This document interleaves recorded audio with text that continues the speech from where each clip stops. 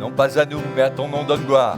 Non pas à nous, non pas à nous, mais à ton nom donne gloire. Non pas à nous, non pas à nous, mais à ton nom donne gloire. Ta main éternelle est sur moi. Tu ouvres mes yeux et je vois la splendeur de ta majesté. Le voile est déchiré et je peux contempler la gloire de Jésus, l'agneau qui a vaincu et qui est assis sur le trône.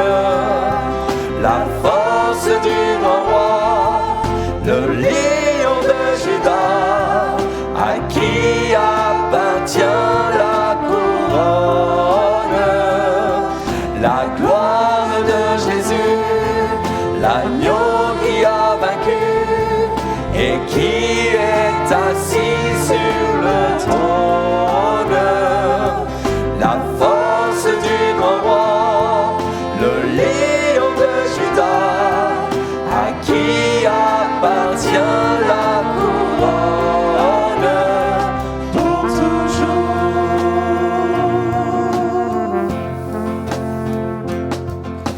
Non pas à nous, non pas à nous, mais à ton nom donne gloire.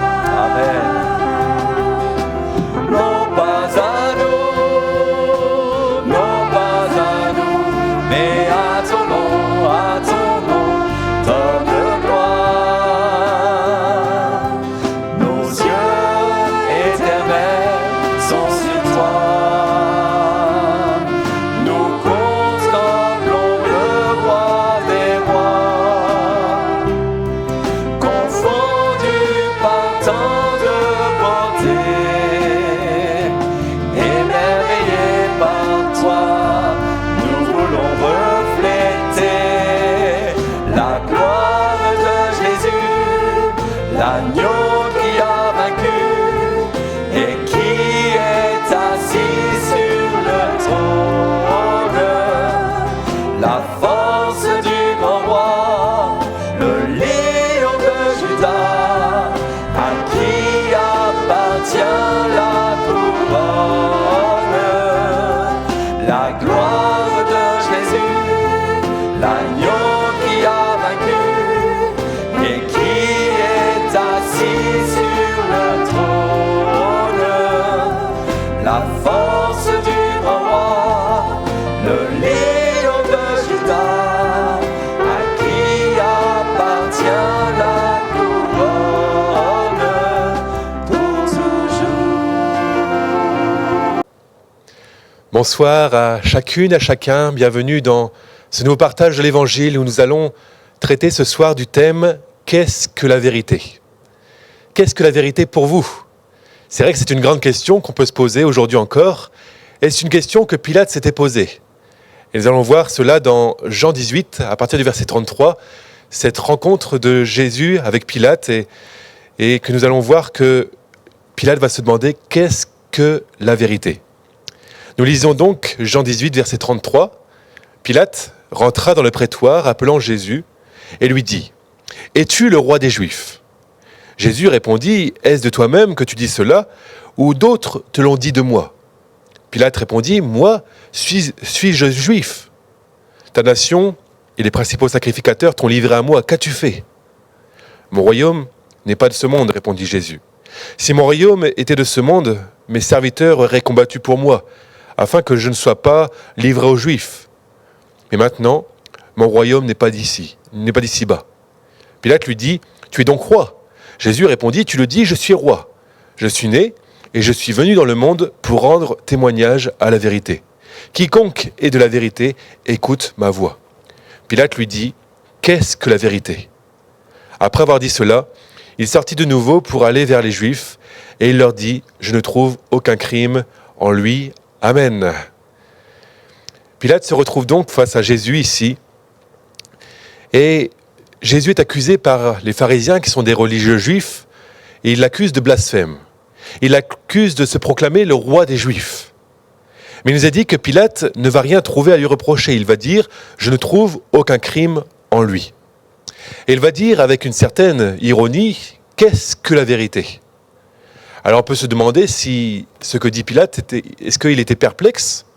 Est-ce qu'il voulait se montrer sarcastique ou était-il intéressé par la réponse à cette question ? Qu'est-ce que la vérité ? Nous savons seulement que, au travers de Jésus, la vérité incarnée se trouvait en face de lui. Mais il ne l'a pas reconnue. C'est vrai qu'on peut s'interroger sur cette question que Pilate posait à Jésus. Qu'est-ce que la vérité ? Où puis-je trouver la vérité ? Eh bien, on va y répondre à ces questions.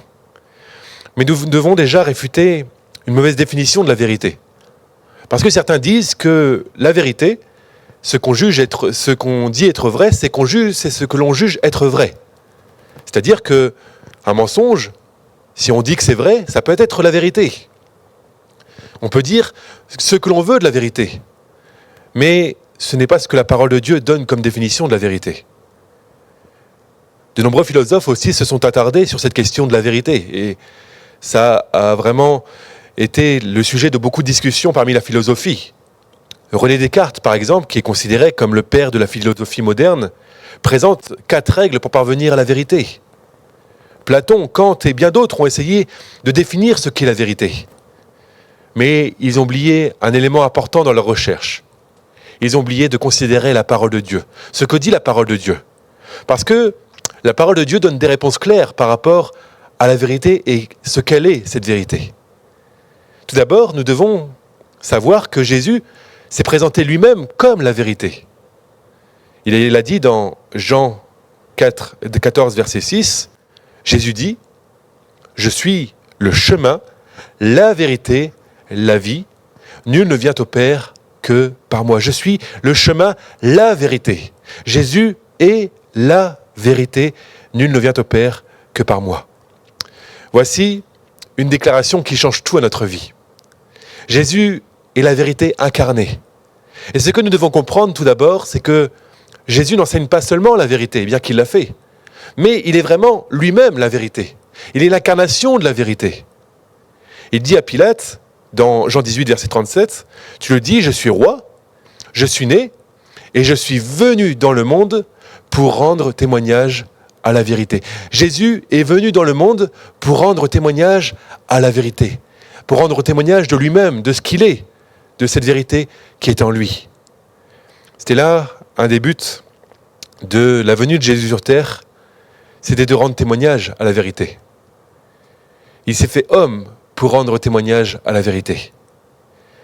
Jésus n'est pas non plus seulement une vérité parmi tant d'autres.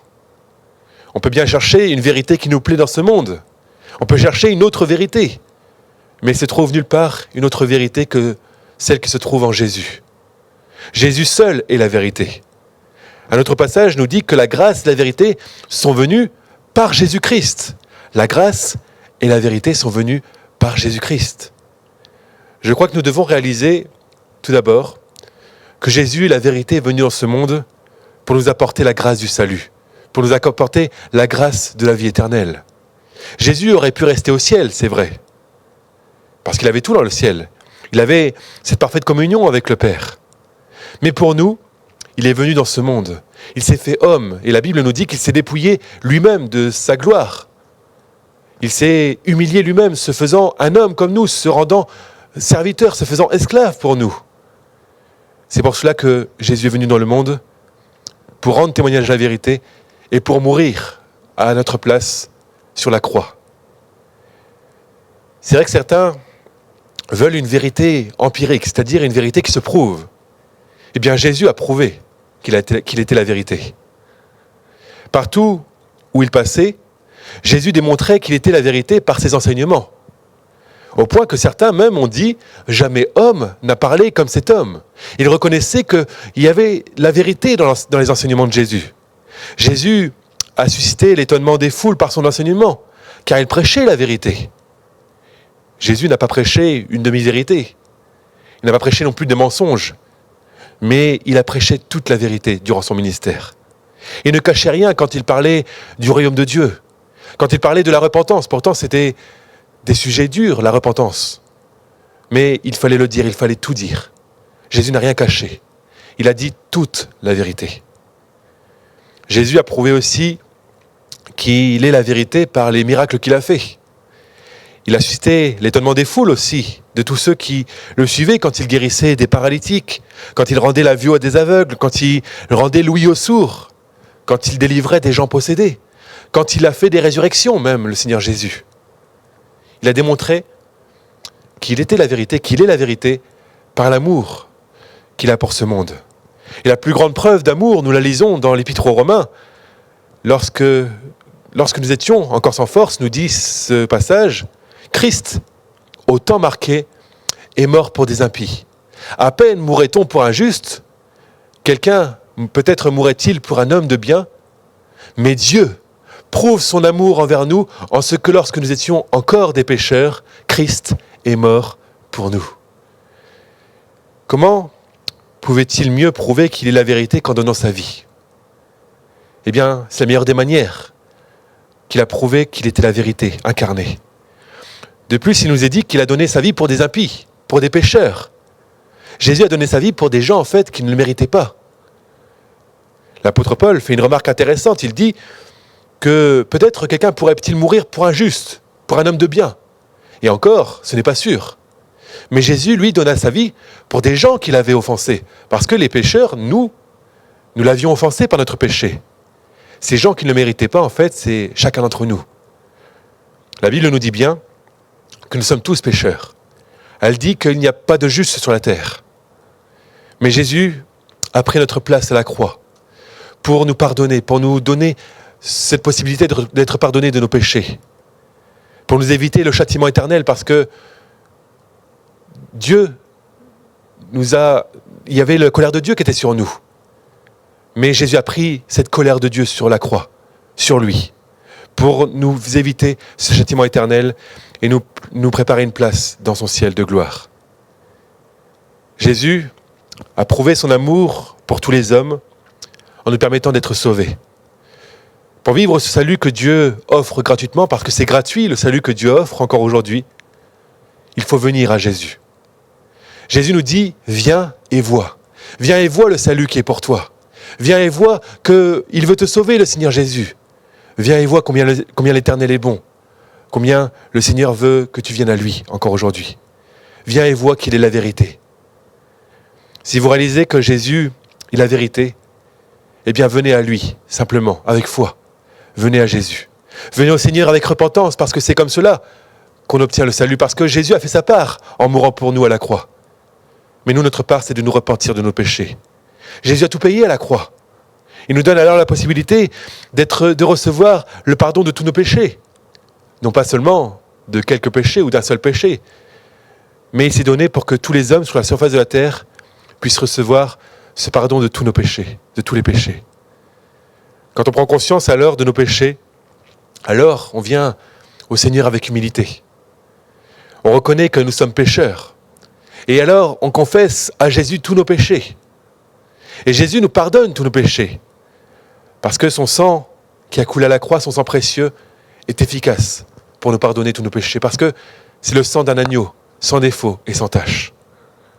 La parole de Dieu nous dit, si nous confessons nos péchés, Jésus est fidèle et juste pour nous purifier, pour nous les pardonner et pour nous purifier de toute iniquité. Réalisez pleinement que la vérité de ces paroles aujourd'hui, elles sont pour chacun d'entre nous. Jésus est fidèle et il est juste pour nous pardonner tous nos péchés, toutes nos fautes, même les choses les plus terribles que nous avons faites. Les choses les plus terribles que nous avons faites, Jésus peut les pardonner encore aujourd'hui. Mais il y a une condition à cela. Il nous faut confesser nos péchés à Jésus. Oui, je crois que Jésus est le chemin, Jésus est la vérité, et il est celui qui veut vous apporter la vie éternelle. Il est venu dans ce monde pour rendre témoignage à la vérité. Alors venez à Jésus sans plus tarder. Jésus va aussi déclarer une parole dans une prière qu'il a faite à Dieu. Il va dire dans Jean 17, verset 17, « Ta parole est la vérité. Ta parole est la vérité. » Certains disent que la Bible, la parole de Dieu, contient la vérité. Mais ce n'est pas cela que Jésus a dit. Il a dit « Ta parole est la vérité. » Elle ne contient pas la vérité, elle est la vérité. Elle demeure encore aujourd'hui la vérité pour nous. La parole de Dieu n'a pas changé. Elle a traversé des siècles sans être changée. Pourtant, certains ont essayé de supprimer la parole de Dieu. Certains ont brûlé la parole de Dieu, ont brûlé la Bible. Mais le texte de la Bible reste encore intact aujourd'hui. Parce que Dieu veille sur sa parole. Et il nous l'a apportée encore pour nous aujourd'hui. Et cette parole, elle est toujours d'actualité pour chacun d'entre nous. Elle nous parle encore. Dieu nous parle par sa parole encore aujourd'hui. Certains disent qu'il y a des contradictions dans la parole de Dieu. Mais voyez par vous-même, la Bible a été rédigée sur une période d'environ 1600 ans, par 40 auteurs différents, par plus de 40 auteurs différents. Alors, on peut se demander, mais comment ce livre peut être sans contradiction? Parce que aucun livre sur la surface de la Terre ne peut être sans contradiction sur une si grande période et par de nombreux auteurs différents. Mais ces auteurs ont puisé leur inspiration dans une seule source. Et c'est cette source qui fait qu'elle n'est pas contradictoire, la parole de Dieu. Parce que cette source, c'est Dieu. C'est Dieu qui a inspiré la parole de Dieu. Il est bien écrit dans 2 Timothée 3,16, « Toute écriture est inspirée de Dieu et utile pour enseigner, pour convaincre, pour corriger et pour instruire dans la justice. » Les auteurs bibliques ont été inspirés par l'Esprit de Dieu. L'Esprit de Dieu leur a donné quoi dire dans la parole de Dieu. Moïse, Ésaïe, l'apôtre Paul, l'apôtre Jean et bien d'autres, tous ont été inspirés par Dieu, par l'Esprit de Dieu. C'est pour cela qu'on peut dire qu'elle est sans erreur, la parole de Dieu, qu'elle ne comporte pas d'incohérence. De plus, il y a un fil rouge dans la parole de Dieu. Un fil rouge que l'on retrouve depuis l'Ancien Testament, depuis le livre de la Genèse, jusqu'au livre de l'Apocalypse. C'est le plan rédempteur de Dieu. Tout au long de la parole de Dieu, nous voyons ce plan rédempteur de Dieu s'accomplir. Nous voyons déjà dès la Genèse où il nous est dit dans Genèse 3, verset 15, que la tête du diable, le serpent, sera écrasée par Jésus. C'est déjà la première prophétie qui annonçait Jésus. Et nous voyons dans l'Apocalypse, Jésus qui va dire « Je reviens bientôt ». Et dans tout cela, on voit le plan de rédempteur de Dieu s'accomplir. Le plan de rachat du salut de nos âmes s'accomplir pour nous. C'est vrai que les hommes, et chacun d'entre nous, on aurait pu bien essayer d'écrire un livre sur une même pensée. Sur une même pensée et sur une période aussi longue et avec autant d'auteurs différents. Mais c'est impossible pour nous d'être aussi précis, d'inventer une telle histoire qui est en plus concordante en tout point. La Bible ne se contredit jamais. Même les 4 évangiles qui parlent d'une même période et de ce que Jésus a fait ne se contredisent pas. On voit plusieurs points de vue, c'est vrai, mais ils ne se contredisent pas, ils se complètent, ces récits. On peut dire alors avec Jésus, ce soir, « Ta parole est la vérité ». Il nous a dit dans Ésaïe 40, verset 8, « L'herbe sèche, la fleur tombe, mais la parole de notre Dieu subsiste éternellement. » La parole de Dieu ne change pas. Elle n'a pas changé, elle subsiste éternellement. Oui, la parole de Dieu reste la vérité encore aujourd'hui. Elle demeure la vérité. Croyez de tout votre cœur que cette parole est la vérité. Elle est là pour vous instruire encore aujourd'hui. Alors laissez la parole de Dieu vous instruire encore aujourd'hui. La parole de Dieu a de nombreux effets dans notre vie. Déjà, cette parole, elle peut vous délivrer du péché, et vous délivrer aussi de toutes vos addictions qui sont sur votre vie. Dans Jean 8, verset 32, nous lisons « Vous connaîtrez la vérité, et c'est la parole de Dieu, la vérité, et la vérité vous affranchira, vous délivrera. La vérité vous affranchira. » Elle peut vous délivrer de toutes vos chaînes, cette parole de Dieu, car la parole de Dieu est encore efficace aujourd'hui. Elle peut vous libérer de toutes vos addictions, de tout ce qui vous tient en esclavage, de ce qui peut nuire à votre vie. La parole de Dieu peut vous affranchir si vous placez votre foi dans cette parole de Dieu. Un autre effet de cette parole, c'est qu'elle peut nous guider encore aujourd'hui. Par sa parole, Dieu nous parle. Dieu nous parle par sa parole. Dieu peut nous montrer les bons choix à faire, les directions à prendre. Elle est une lampe à nos pieds, nous dit un psaume. Elle est une lampe à nos pieds et une lumière sur nos sentiers. Elle nous montre la voie, pas après pas, la parole de Dieu. Alors oui, c'est pour cela qu'il est bon de méditer la parole de Dieu jour après jour, de la méditer chaque jour de nos vies, car elle nous montre le chemin à prendre. Elle nous montre les directions à prendre et les bons choix à faire. Et le dernier effet de la parole de Dieu que nous pouvons avoir dans notre vie, c'est que nous pouvons recevoir la guérison par la parole de Dieu. Il nous est dit dans le psaume 107, verset 20, « Dieu a envoyé sa parole et il les guérit, et il les fit échapper de la fosse. » Comment recevoir la guérison par la parole de Dieu ? Parce que nous pouvons recevoir la guérison par la parole de Dieu. En la méditant, nous pouvons recevoir la guérison parce que, il nous est bien dit que dans la parole de Dieu, la foi naît dans nos cœurs. La foi vient de ce qu'on entend et ce qu'on entend vient de la parole de Dieu. La foi naît dans nos cœurs quand nous lisons la parole de Dieu. Elle nous permet d'avoir confiance en Dieu. Quand nous voyons les nombreuses guérisons que Jésus a opérées, quand nous voyons les nombreuses guérisons que Dieu a opérées dans sa parole, alors nous pouvons dire oui, c'est pour moi aussi. C'est pour moi que je peux recevoir aussi cette guérison. C'est vrai, une guérison spirituelle, mais une guérison physique. Ma foi est encouragée et je peux croire en sa parole et je peux recevoir la guérison. Jésus est donc la vérité incarnée venue dans ce monde pour rendre témoignage à la vérité. Venez à lui aujourd'hui pour recevoir ce plein pardon, recevoir ce pardon de vos péchés encore aujourd'hui et réaliser aussi que la parole de Dieu est la vérité. Elle est la vérité entièrement inspirée de Dieu. Elle est sans erreur et elle peut nous enseigner encore aujourd'hui, elle peut nous guider. Alors laissez-vous instruire par cette parole de Dieu. Amen. Mon Dieu, je veux te remercier parce que c'est vrai, Jésus, tu es la vérité.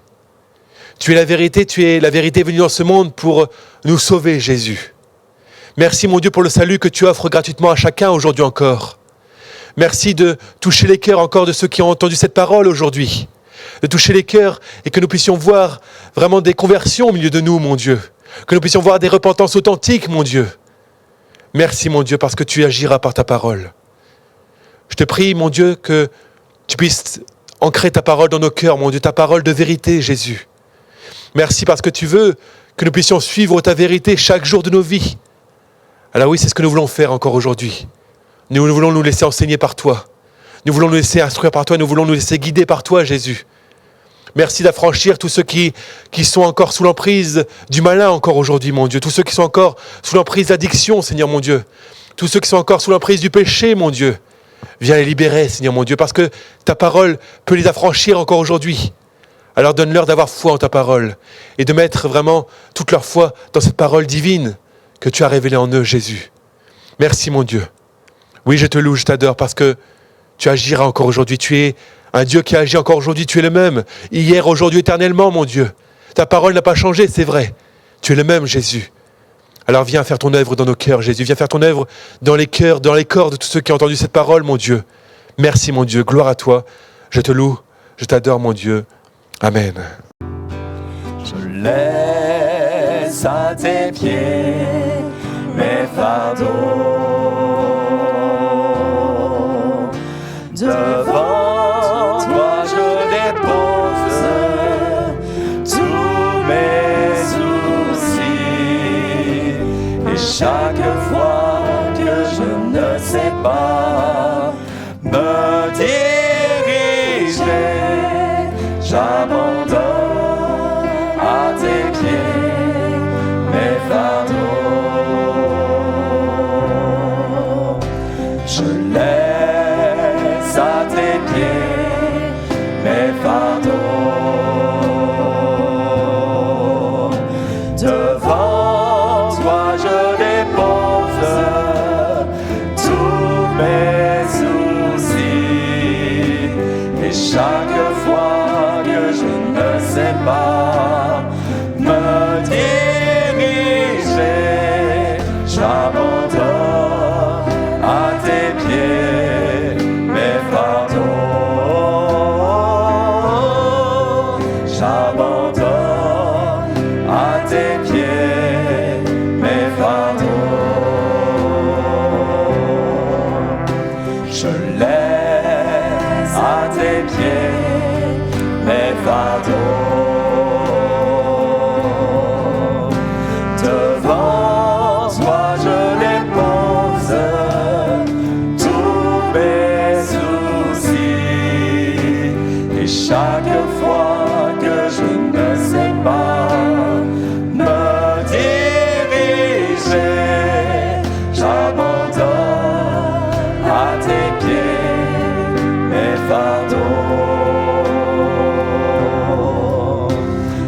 lève